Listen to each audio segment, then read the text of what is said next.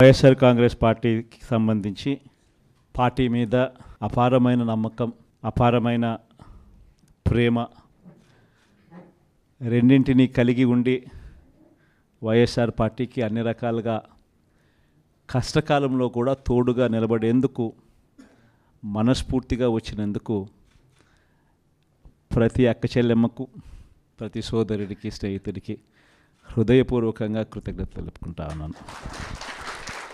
ఈరోజు రాష్ట్రంలో జరుగుతూ ఉన్న పరిస్థితులన్నీ కూడా మీకు అందరికీ కూడా తెలియని కావు. రాష్ట్రంలో జరుగుతూ ఉన్న దారుణమైన పరిస్థితులు ఎలాగున్నాయి అంటే ఇంతకుముందు ఎప్పుడు జరగల. అసలు మనం అధికారంలో ఉన్నప్పుడు ఏ రోజు ఎంకరేజ్ చేయాల. ఎన్నికలు అయ్యేదాకా మాత్రమే రాజకీయాలు, ఎన్నికలు అయిపోయిన తర్వాత మనకు ఓటు వేయని వారు కూడా మనవారే అన్నట్టుగానే ప్రతి అడుగు కూడా మనం అలాగే వేసాం. ఏ స్థాయిలో అలా అడుగులు వేసాము అని అంటే ఏకంగా మనకు ఓటు వేయని వారిని సైతం కూడా వెతుక్కుంటూ వెళ్ళి డోర్ డెలివరీ చేస్తూ ప్రతి పథకం కూడా అమలు చేసాం. ఆ స్థాయిలో మంచి చేసే ప్రతి కార్యక్రమానికి శ్రీకారం చుట్టాం. ఎక్కడా కూడా డిస్క్రిమినేషన్ అనేది ఉండకూడదు, ఎక్కడా కూడా కరప్షన్ అనేది ఉండకూడదు అనే ముఖ్యమైన ఉద్దేశాలతో అడుగులు పడ్డాయి. ఎక్కడా కూడా మనకు ఓటు వేశాడా, ఓటు వేయలేదా, నీ కులం ఏమిటి, నీ మతం ఏమిటి, నీ రాజకీయ అఫిలియేషన్ ఏమిటి అని చెప్పి ఇటువంటి ఏవి కూడా ఎప్పుడు కూడా ప్రస్తావనలకు కూడా రాకుండా అడుగులు వేశాం. నా మొట్టమొదట కలెక్టర్ల సమావేశం కానీ, ఎస్పీల సమావేశం కానీ జరిగినప్పుడు ఆ రోజు నేను మాట్లాడిన మాటలు చూసినప్పుడు ఈరోజు చంద్రబాబు నాయుడు మాట్లాడుతూ ఉన్న మాటలు, ఆయన చేస్తూ ఉన్న చేష్టలు రెండు చూసినప్పుడు ఆశ్చర్యాన్ని కలిగిస్తాయి. ఎందుకంటే మనం ఆ రోజు పంపించిన మెసేజ్, ముఖ్యమంత్రిగా మనం ఉన్నప్పుడు పంపించిన మెసేజ్, న్యాయం ధర్మం అన్నది అందరికీ ఒకటే, న్యాయం ధర్మం కాపాడడానికి మనమంతా ఉండాలి అని చెప్పి ఆ రోజుల్లో మనం మాట్లాడితే ఈరోజు మాత్రం ఎలా ఉంది అని అంటే న్యాయం కొందరికి మాత్రమే అన్నట్టుగా తయారు చేశారు ఈరోజు వ్యవస్థను. ఏ స్థాయిలోకి ఈరోజు దిగజారిన లా అండ్ ఆర్డర్ కనిపిస్తూ ఉందనంటే పై స్థానంలో పైనున్న వాళ్ళు రెడ్ బుక్లు పెట్టుకుంటారు. ఆ రెడ్ బుక్లలో మంచి చేసిన వాళ్ళ పేర్లు ఏదైనా పెట్టుకొని వాళ్ళకు మంచి చేసే కార్యక్రమం జరుగుతుందని అంటే అది కాదు. రెడ్ బుక్లలో ఎవరిని తొక్కాలి, ఎవరిని నాశనం చేయాలి, ఎవరి ఆస్తులు ధ్వంసం చేయాలి, ఎవరి మీద కేసులు పెట్టాలి అనే అంశాల మీద రెడ్ బుక్కులు తయారు చేసుకొని పై స్థానంలో ఉన్న వాళ్ళు రెడ్ బుక్కుల పేరుతో అరాచకాలు సృష్టిస్తూ దొంగ కేసులు పెడుతూ ఎలా ఇరికించాలి అని చెప్పి ఆరాటపడుతూ విధ్వంసానికి పై స్థాయిలో వాళ్ళు పాటుపడుతూ ఉంటే కింది స్థాయిలోకి వచ్చేసరికి ఎవరెవరి స్థాయిలో వాళ్ళు కూడా రెడ్ బుక్కులు తెరవడం మొదలుపెట్టారు. నియోజకవర్గ స్థాయిలో వాళ్ళు, మండల స్థాయిలో ఇంకొకరు, గ్రామ స్థాయిలో కూడా ఇంకొకరు కూడా రెడ్ బుక్స్ ఓపెన్ చేసి వాళ్ళు కూడా విధ్వంసానికి పాల్పడడం జరుగుతూ ఉంది. ఈరోజు ఎక్కడా కూడా న్యాయం కనిపించడం లేదు, ధర్మం కనిపించడం లేదు. పోలీసులు పూర్తిగా ప్రేక్షక పాత్ర వహిస్తూ ఉన్న పరిస్థితులే కనిపిస్తూ ఉన్నాయి. మొట్టమొదటిసారిగా ఈరోజు పోలీసుల సమక్షంలోనే పోలీసులు దగ్గరికి ఎవరైనా కూడా మాకు అన్యాయం జరిగిందని చెప్పి పోలీసుల దగ్గరికి వెళ్ళి కేసు పెట్టడానికి మనం ప్రయత్నం చేస్తే ఎదురు కేసులు మనవారిపై కూడా వాళ్ళే పెట్టే పరిస్థితులకి ఈరోజు కనిపిస్తూ ఉన్నాయి. ఎలాంటి దారుణమైన పరిస్థితిలో ఈరోజు వ్యవస్థలు కూడా ఉన్నాయనంటే అన్ఫార్చునేట్గా మనకు ఒక ఈనాడు, ఒక ఆంధ్రజ్యోతి, ఒక TV5 ఇలాంటి గోబుల్స్ ప్రచారం చేసే మాధ్యమాలు కూడా మన దగ్గర లేవు. నాకు ఆశ్చర్యం అనిపించింది మనం చూస్తూ ఉంటే పెద్దిరెడ్డి రామచంద్రారెడ్డి గారి మీద జరుగుతూ ఉన్న పరిణామాలు.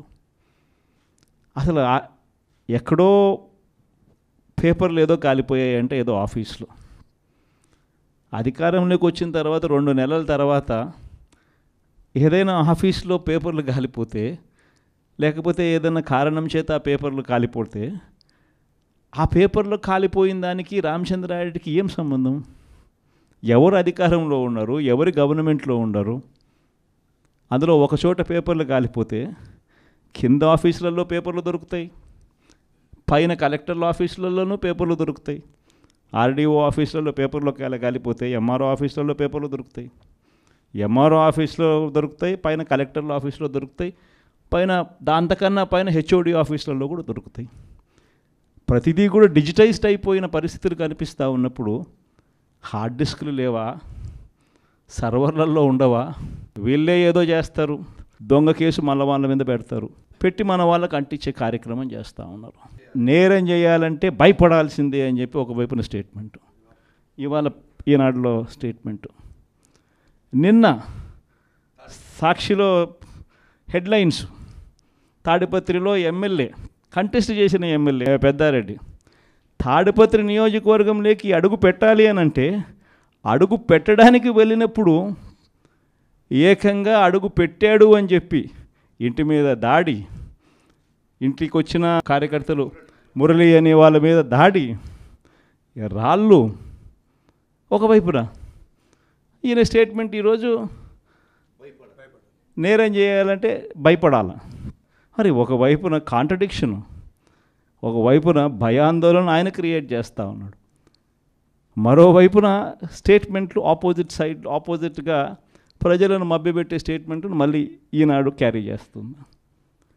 అంటే పద్ధతి ప్రకారం భయాందోళన క్రియేట్ చేయడం, పద్ధతి ప్రకారం ఈనాడు, ఆంధ్రజ్యోతి, టీవీ5, చంద్రబాబు నాయుడు వీళ్ళంతా కలిసి మళ్ళీ ఏమి జరగనట్టుగా మళ్ళీ వీళ్ళు రివర్స్ కథనాలు మళ్ళీ రాయించడం, ఇవి జరుగుతూ ఉన్నాయి. ఇలాంటి పరిస్థితుల్లో నిజంగా ప్రతి కార్యకర్తకు కూడా, ప్రతి నియోజకవర్గంలో కూడా ఈరోజు మీ అవసరం చాలా ఉంది.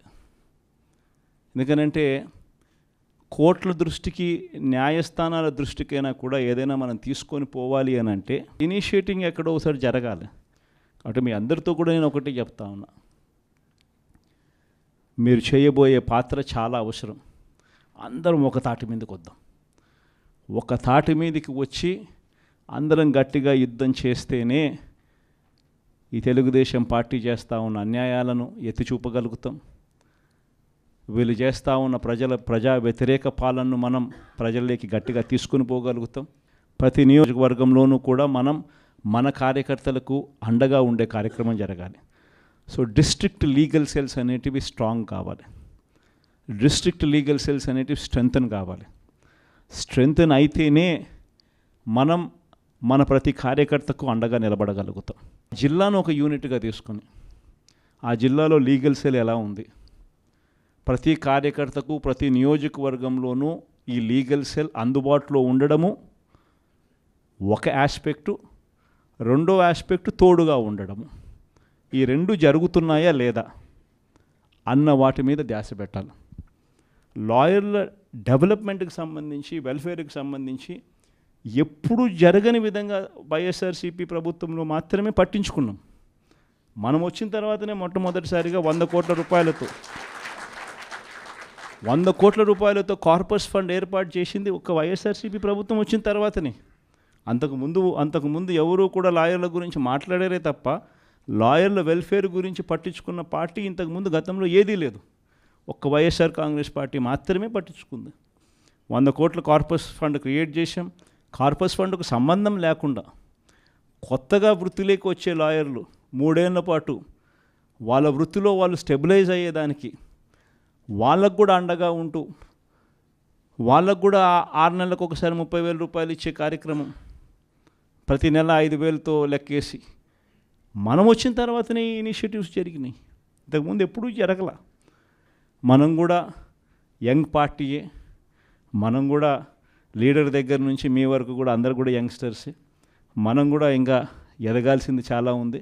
కొన్ని ఇంకా సంస్కరణలు, ఇంకా కొంచెం రిఫార్మ్స్, కొన్ని ఇంకా మంచి పాఠాలు ఎక్కడైనా కూడా మనం నేర్చుకోవాల్సినట్టు ఏదైనా ఉంటే కూడా తీసుకుని అవి కూడా మనం అలవాటు చేసుకొని ఇవన్నీ కూడా మార్పులు చేసుకుంటూ ఇంకా కొంత మనం ఆర్గనైజేషన్ మీద ఫోకస్ పెట్టి ఇంకా కొంత దగ్గరగా వెళ్ళే కార్యక్రమం చేద్దాం. ప్రజలకు, నాయకులకు, జిల్లాలో ఉన్న ప్రజలకు, జిల్లాలో ఉన్న నాయకులకు, జిల్లాలో ఆర్గనైజేషన్ పెరిగేట్టుగా అడుగులు వేయాల్సిన అవసరం ఉంది.